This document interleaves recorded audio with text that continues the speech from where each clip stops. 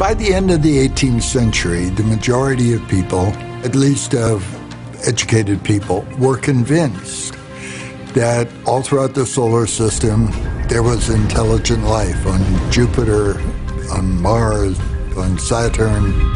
All of them had extraterrestrials. Very possibly the moon would have intelligent beings on it. I once did a tally of the leading intellectuals in the 18th century. Over half of them included ideas of extraterrestrial life in their publications. The premier 18th century astronomer, William Herschel, also supported the theory that life existed on other planets. So did Thomas Paine, one of America's founding fathers, along with many religious leaders of the time. Preachers were preaching about extraterrestrials as a proof of God's goodness. That's the idea that if there is a good and beneficent God, He would populate all the planets, all the stars.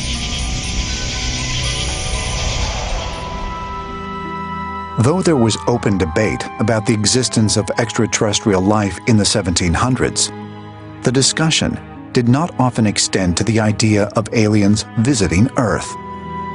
But in 1731, a series of sightings occurred across Europe that were so compelling, the possibility could no longer be ignored.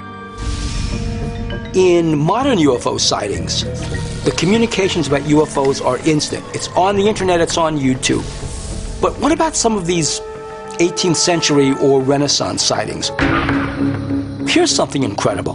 In 1731 over Kilkenny, Ireland, there was a sighting of a luminous object coming out of a red cloud. That same sighting is reported in the span of a week over the rest of Europe, particularly over Romania in Eastern Europe. Now, here are two countries that are not communicating with each other. Newspapers don't go back and forth, they don't speak the same language, there's no radio, and there's no television. Yet, a UFO was spotted traveling from the Irish Sea, across Europe, all the way to Eastern Europe and towards Asia, and is spotted in different places as it goes.